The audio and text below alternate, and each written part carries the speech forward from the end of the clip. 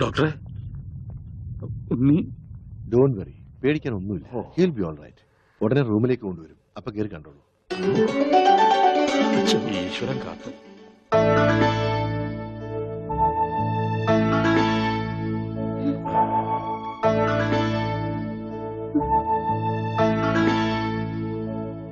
ഉണ്ണി,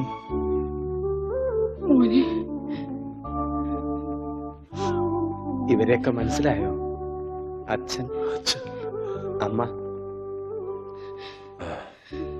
ദേ അമ്മു.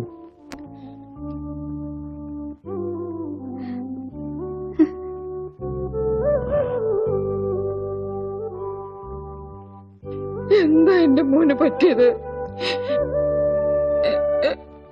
എല്ലാവരും ഒന്ന് കുറച്ചു നേരം പുറത്തേക്ക് ഇറങ്ങി നിൽക്കുക. ഒന്നിറങ്ങി.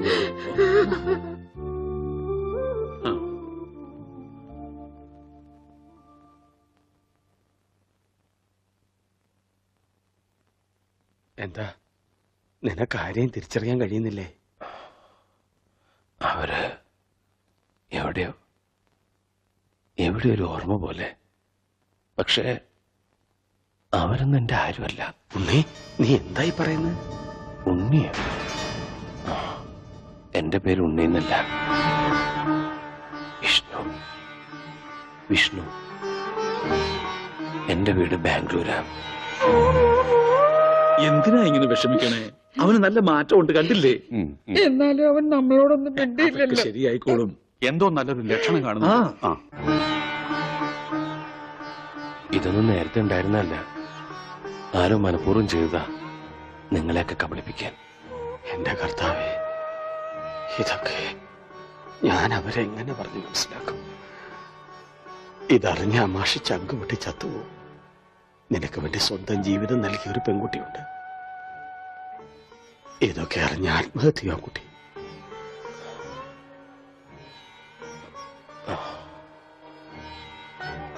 വിഷ്ണു, ഒരു ഗ്രാമം മുഴുവൻ നിന്നെ സ്നേഹിച്ച കഥ നീ അറിയണം. ഇലയുടെ വലിപ്പം ഒരല്പം കുറഞ്ഞോ കുഞ്ഞുരച്ചേട്ടാ? 4 കൂടെ വലിച്ചു കയറ്റ്. അപ്പൊ ഇലയുടെ നീളെ കൂടുവന്റെ പാപ്പാനെ.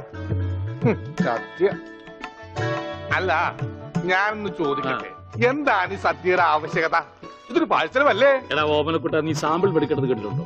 അതുപോലെ വരാനിരിക്കുന്ന കല്യാണത്തിന്റെ സാമ്പിൾ സദ്യയാണിത്. എന്നാ കല്യാണത്തിന് സാമ്പിൾ അങ്ങനെ നടത്തിക്കോ. ഒരു നല്ല ദിവസമായിട്ട് ഇങ്ങനെ ഇടം തിരിഞ്ഞു നിൽക്കാതെ വന്നിരുന്നു. എനിക്ക് വേണ്ട. വേണ്ട, അതൊക്കെ ആദ്യം അടുക്കളയിൽ നിന്ന് കഴിഞ്ഞു. സദ്യ ഇത് മേടിച്ചു വിളമ്പടാ. മറ്റേ ഭാസ്കരന് കുറച്ച് നാരങ്ങച്ചാർ കൊടുക്കൂ. പേ പിടിച്ചിട്ട് അവിടെ ദുഷ്ടൻ. ലക്ഷ്യം പുളിശ്ശേരി ആയാലോ?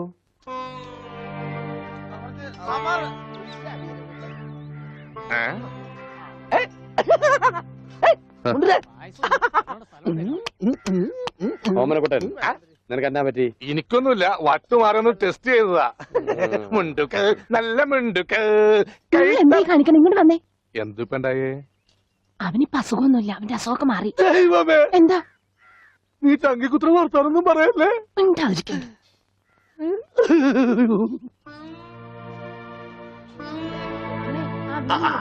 ഇവിടെ ഇരിക്കുകയാണോ? അവിടത്തെ ഊണ് തുടങ്ങി. എന്താ മോനെ വല്ലാതെ? എന്താ ഒന്നുമില്ല, യാഥാർത്ഥ്യത്തിലേക്ക് ഇറങ്ങി വരുമ്പോ ചിലർക്ക് ഇങ്ങനെയൊക്കെ ഉണ്ടാവും. അതൊന്നും കാര്യമാകട്ടെ. ഞാനങ്ങ് പേടിച്ചു. ഇനി പേടിക്കാനൊന്നും ഇല്ല മാഷെ. മുഹൂർത്തം കുറിച്ച് കിട്ടി. ഇടവം 10 രാവിലെ 9:30ക്കും 10നും ഇടയ്ക്ക്. ഓ ഈശ്വര, ഇനിയെല്ലാം മംഗളായിട്ട് നടന്നാ മതി. ജാതകം കണ്ടപ്പോ തന്നെ ജ്യോത്സ്യർ പറഞ്ഞു ശ്രീരാമന്റെ നക്ഷത്രമാണ്. അതെ, വനവാസം കഴിഞ്ഞു. ഇനിയിപ്പോ സീത ഇങ്ങോട്ട് കിട്ടിയാ മതി. നടന്ന് ക്ഷീണിച്ചതല്ലേ, കൈയോടെ ഊണ് കഴിച്ചാട്ടെ. മോനെ വന്നേ. അച്ഛോ,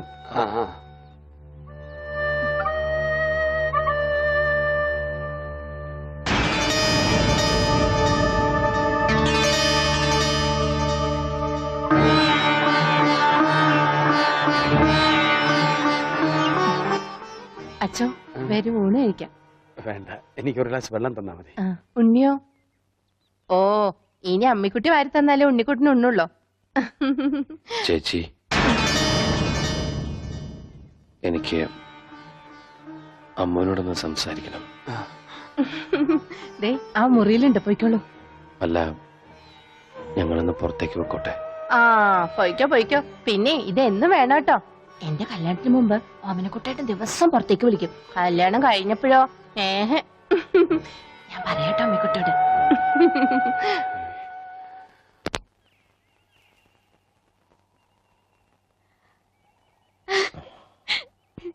ഇപ്പൊ ഓടാൻ തോന്നുന്നുണ്ടോ?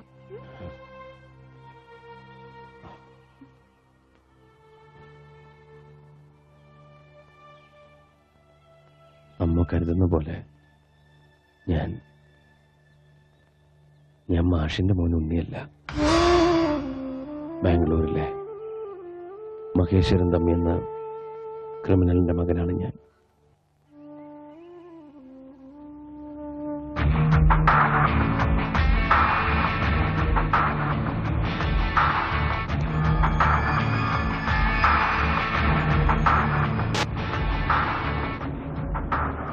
ബാംഗ്ലൂർ നഗരത്തിൽ നിന്നും പേടി സ്വപ്നമായിരുന്നു എൻ്റെ അച്ഛൻ.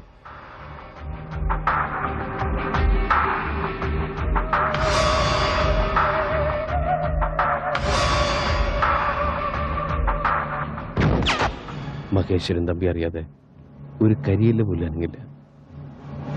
രക്തം പുരണ്ട അച്ഛൻ്റെ പണത്തിനോടും ബിസിനസ്സിനോടും എനിക്കെന്നും വെറുപ്പായിരുന്നു. അതുകൊണ്ട് തന്നെ ഞാൻ അച്ഛനിൽ നിന്ന് ഓടി അകലാൻ ആഗ്രഹിച്ചു. എനിക്ക് ലഭിക്കാതെ പോയ സ്നേഹവും പരിഗണനയൊക്കെ കിട്ടിയത് അനാഥാലയത്തിൽ വളർന്ന ഒരു പെൺകുട്ടിയിൽ നിന്നാണ്, ഗൗരി. ഞങ്ങളുടെ സ്നേഹം എൻ്റെ സ്വകാര്യതയിൽ ഞാൻ അനുഭവിക്കുന്ന ഏറ്റവും വലിയ ആനന്ദമായി മാറി. ഒടുവിൽ എൻ്റെ അച്ഛൻ്റെ അറിവോ സമ്മതമോ ഇല്ലാതെ ഞാൻ അവളെ വിവാഹം കഴിക്കാൻ തീരുമാനിച്ചു. അപകടമാണെന്ന് അറിഞ്ഞിട്ടും ഒരു ഒളിച്ചോട്ടം. വിവാഹത്തിന്റെ തലേന്ന് സുഹൃത്തുക്കൾ ഞങ്ങൾക്ക് വേണ്ടി ഒരു കൊച്ചു പാർട്ടി ഒരുക്കി, രഹസ്യമായി. പക്ഷെ ഒന്നും ക്ഷമിച്ചു തരാൻ അച്ഛൻ ഒരുക്കമായിരുന്നില്ല. പിന്തുടരുന്ന അപകടം മനസ്സിലാക്കാതെ ഞങ്ങൾ ആഘോഷിക്കുകയായിരുന്നു.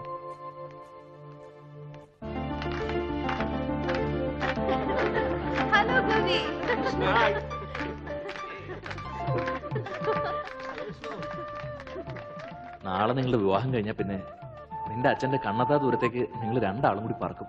അതുകൊണ്ടാ ഇങ്ങനൊരു പാർട്ടി. താങ്ക്സ്. അടുത്തായിട്ട് നിങ്ങൾ എനിക്ക് ചെയ്യേണ്ട ഒരു ഉപകാരം എന്റെ പേടിയൊന്ന് മാറ്റാന്നുള്ളതാ. ചുമ്മാ നിന്ന് വിറക്കുക. ശരിയാ, എനിക്കിങ്ങനെ വിഷ്ണുവിനെ പോലെ കരിങ്കല് പോലെ നിൽക്കാൻ പറ്റുന്നില്ല. ഇതൊക്കെ വിഷ്ണുവിന്റെ അച്ഛൻ അറിയുമ്പോ എന്താ ഉണ്ടാവാൻ നിങ്ങൾക്കൊക്കെ അറിയാലോ. ഏയ്, അതോർത്ത് പേടിക്കണ്ട. വളരെ രഹസ്യമായിട്ടാ കാര്യങ്ങളൊക്കെ ചെയ്തിരിക്കുന്നത്. വിഷ്ണുവിന്റെ അച്ഛൻ ഇതൊന്നും അറിയാൻ പോകുന്നില്ല. ഗൗരി ധൈര്യമായിട്ടിരിക്കേ.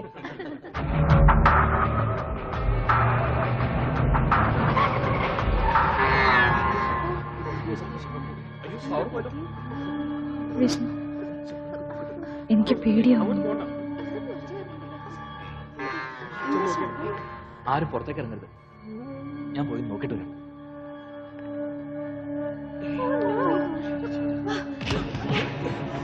വിഷ്ണു,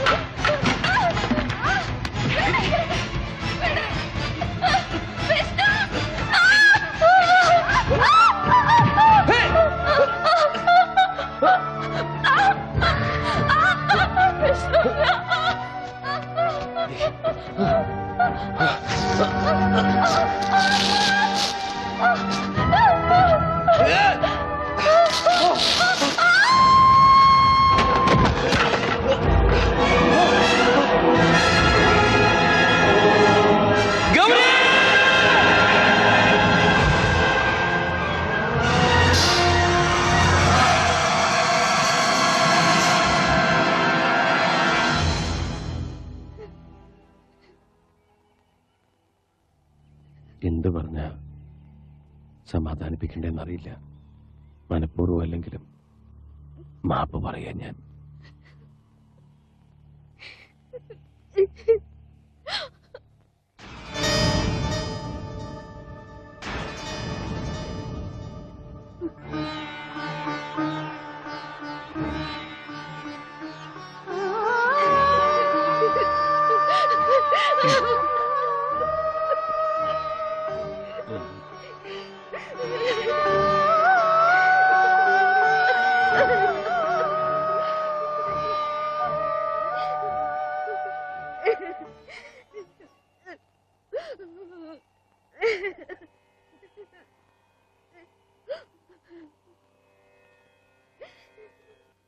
പോകരുത്.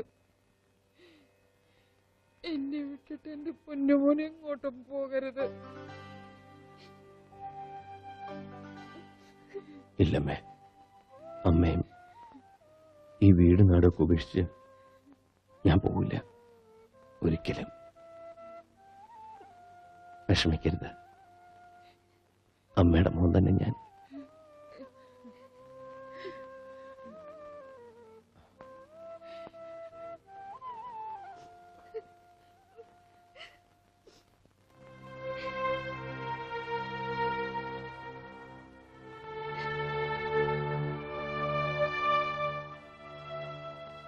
എന്തിനാ ആ പാവത്തിന് വെറുതെ ഓരോ ആഗ്രഹങ്ങൾ കൊടുക്കണത്? ഞാൻ വെറുതെ പറഞ്ഞതല്ല. എനിക്ക് സുഖമില്ലാതിരുന്ന സമയത്ത് പോലും നിങ്ങളൊക്കെ തന്ന സ്നേഹവും വാത്സല്യവും ഇപ്പോഴും എനിക്ക് ഓർമ്മിക്കാൻ കഴിയുന്നുണ്ട്. എനിക്കൊരിക്കലും കിട്ടിയിട്ടില്ലാത്ത ഒരച്ഛൻ്റെയും അമ്മയുടെയൊക്കെ സ്നേഹം വാരിക്കോരി തന്നവരാ നിങ്ങൾ.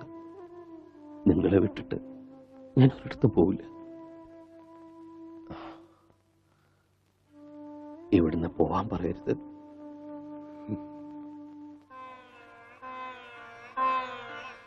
മോനി പറഞ്ഞതൊക്കെ ഞാൻ കേൾക്കാൻ കൊതിക്കുന്ന വാക്കുകളാ. പക്ഷേ മോൻ പോയേ പറ്റൂ.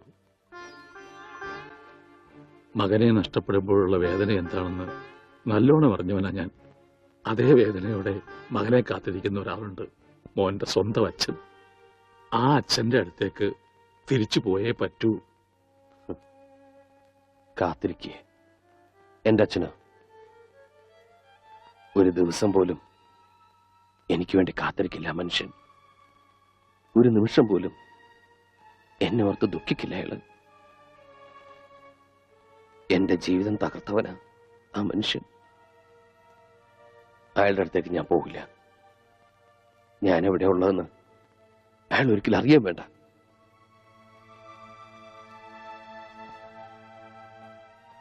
അച്ഛാ,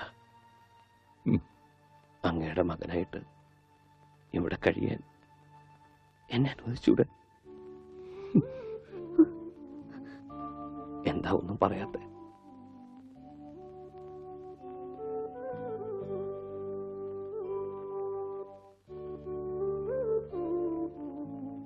അച്ഛോ, ഭാസ്കരേട്ടാ,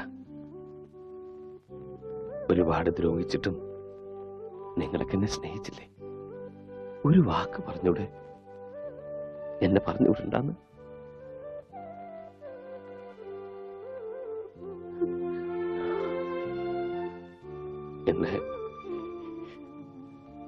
എന്നെ പറഞ്ഞുവിടല്ലേ അച്ഛൻ? കാലു പിടിക്കാം.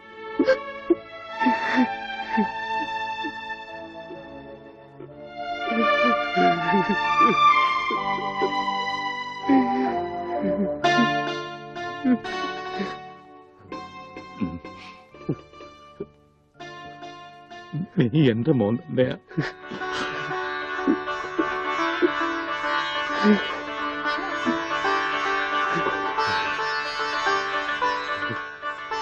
എവിടെയും പോണ്ട. ഇനി എന്റെ മോൻ എവിടെയും പോണ്ട.